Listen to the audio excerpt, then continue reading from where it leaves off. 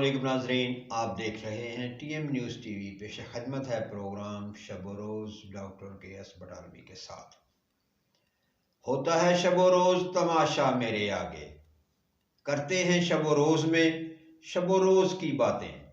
हज़रत मूसा अलैहिस्सलाम की पैरवी के दावेदार फ़िरौन के नक्शे कदम पर गामज़न। ईसीओ के तमाम रुकन ममालिक गज़ा में जंग बंदी, इंसानी इमदाद की फरहमी और इसराइल को काबिल मुआख़ज़ा बनाने के लिए किरदार अदा करें। गज़ा में बहुत बड़ा इंसानी अलमिया पैदा हो चुका है। इसराइली अफवाज मुसलसल गज़ा पर बमबारी कर रही हैं। आलमी सतह पर मज़म्मत की ज़रूरत है। इक़्तिसादी ताउन की तंजीम के 16वें सरबराही इजलास में खिताब में उन्होंने कहा, इस मसला को अक़वाम मुत्तहिदा की सलामती कौंसिल की मुतल्लका करारदादों के ज़रिए हल किया जाना चाहिए। गज़ा में जिस तरह ख़वातीन और बच्चों को कत्ल और हस्पतालों पर बमबारी की जा रही है, हस्पतालों को हदफ़े निशाना बनाया जा रहा है, इससे मूसा अलैहिस्सलाम से कबल की सूरत हाल याद आती है। जब फ़िरौन ने बच्चों को कत्ल करने का हुक्म जारी किया था, बदकिस्मती से वो लोग जो हज़रत मूसा अलैहिस्सलाम की पैरवी करने के दावेदार हैं, वो फ़िरौन के नक्शे कदम पर चल रहे हैं।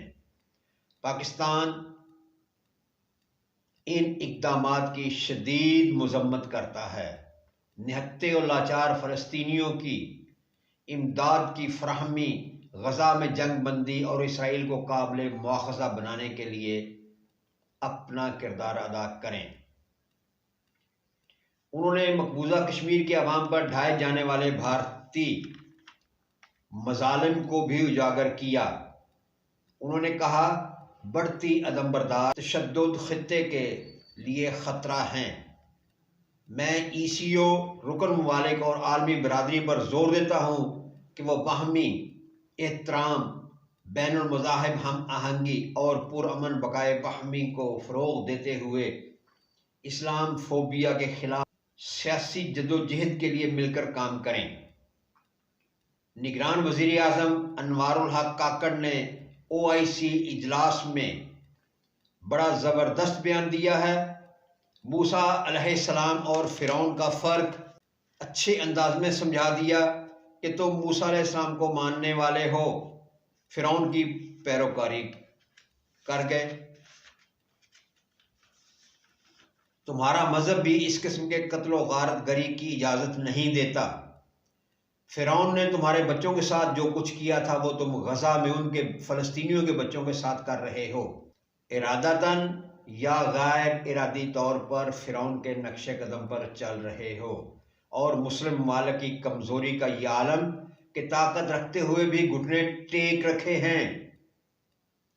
क्योंकि नबी पाक सल्लल्लाहु अलैहि वसल्लम ने एक हदीस में जो मुसलमानों के मग़लूब होने के मुतल्लिक़ कहा कि सहाबी रज़ी अल्लाह तआला अन्हु ने बड़ी हैरत से सवाल किया, क्या हम उस वक्त कम होंगे?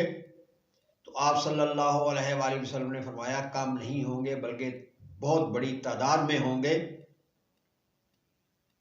सहाबी ने हैरत से कहा कि फिर हम मग़लूब होंगे? तो आप सल्लल्लाहु अलैहि वसल्लम ने फरमाया, हाँ, तुम मग़लूब होगे क्योंकि तुम में वहन की बीमारी पैदा हो चुकी होगी। सहाबी ने हैरत से पूछा, ये वहन की बीमारी क्या है? तो आप सल्लल्लाहु अलैहि वसल्लम ने फरमाया, वहन की बीमारी ये है कि आपको मौत का खौफ होगा और ज़िंदगी से मोहब्बत, जबकि मौत तो हर हाल में आनी है। दुनियावी लालच, दुनिया की मोहब्बत और मौत का खौफ। यहाँ पे लालच के हवाले से भी आप सल्लल्लाहु अलैहि वसल्लम ने फरमाया, एक शख्स एक सोने की वादी को देखता है और ख्वाहिश करता है कि ये सोने की वादी उसे मिल जाए। जब वो एक वादी उसे मिल जाती है तो दूसरी वादी का ख्याल पैदा करता है कि वो दूसरी वादी मिल जाए। जब दूसरी वादी मिल जाती है तो तीसरी का ख्याल पैदा होता है। तो आप सल्लल्लाहु अलैहि वसल्लम ने फरमाया, इंसानी लालच कब्र की मिट्टी से ही पुर होगा। तमा, हसरत, लालच इसके पेट को कमर की मट्टी भरेगी, वैसे ये पूरा नहीं होगा। और इन्हीं ख्वाहिशात की बुनियाद पर उसको मौत से डर आता है। लेकिन मौत ने तो हर हाल में आना है, चाहे जितने मजबूत बंकर्स में छुप जाओ, कलों में छुप जाओ, मौत के फरिश्ते का रास्ता नहीं रोक सकते। मौत आकर रहेगी, हर हाल में आकर रहेगी। दूसरी अहम तरीन बात, बैनुल मज़ाहब हम आहंगी कैसे मुमकिन है? दीन इस्लाम को दीगर के बराबर कैसे कर सकते हो? दीगर अदियान दीन इस्लाम के बराबर कैसे हो सकते हैं? दीन इस्लाम मुकम्मल व अकमल दीन, पूरी दुनिया के लिए, पूरे आलम इंसानियत के लिए, पूरे आलम इंसान के लिए, दुनिया के जिस भी खित्ते में दूर दराज, चाहे गुमनाम खिता ही क्यों ना हो, वहाँ भी दीन इस्लाम की ही रोशनी पहुँचेगी और दीन इस्लाम ही वहाँ भी फैलेगा। इसलिए दीन इस्लाम को तुम दीगर अदियान के साथ कैसे बराबर कर सकते हो?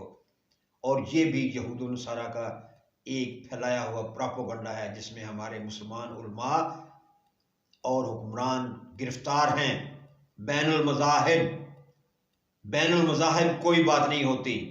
मज़हब वो होता है जो राइज हो, और राइजुल वक्त मज़हब जो है वो दीन इस्लाम है, और आखिरी किताब कुरान हकीम है, और आखिरी नबी हज़रत मोहम्मद सल्लल्लाहु अलैहि वसल्लम हैं। उनके बाद ना कोई नबी है, ना कोई दीन है, ना कोई किताब है। तमाम अदियान इस दीन में जम हो चुके हैं। तमाम नबी इस नबी के पैरोकार हैं। और इसका सबूत यह है कि यही वो मस्जिद अक्सा, जहां तमाम अंबिया ने नबी करीम अलैहिस्सलाम के पीछे नमाज अदा की। ये सबसे बड़ी तकलीफ है यहूद व नसारा को, और 1450 साल से वो इस्लाम के दुश्मन बने हुए हैं और आज भी इस्लाम से दुश्मनी कर रहे हैं। और मुसलमान जो हैं वो इनकी चालों को नहीं समझते, बावजूद इससे कि वो पावर में भी हैं, ताकत में भी हैं, अक्सरियत में भी हैं, फिर भी घुटने टेके हुए उनके आगे मगलूब हैं। अब भी वक्त है, खुद को संभाल लो और इस्लाम का गलबा पैदा करने के लिए कोशां हो जाओ, क्योंकि नबी पाक सल्लल्लाहु अलैहि वसल्लम ने फरमाया, पूरी दुनिया में दीन इस्लाम फैलेगा, पूरी दुनिया में सिर्फ दीन इस्लाम की हुक्मरानी होगी। देखते रहें TM न्यूज़ TV। आइंदा प्रोग्राम तक इजाज़त, अल्लाह निगहबान।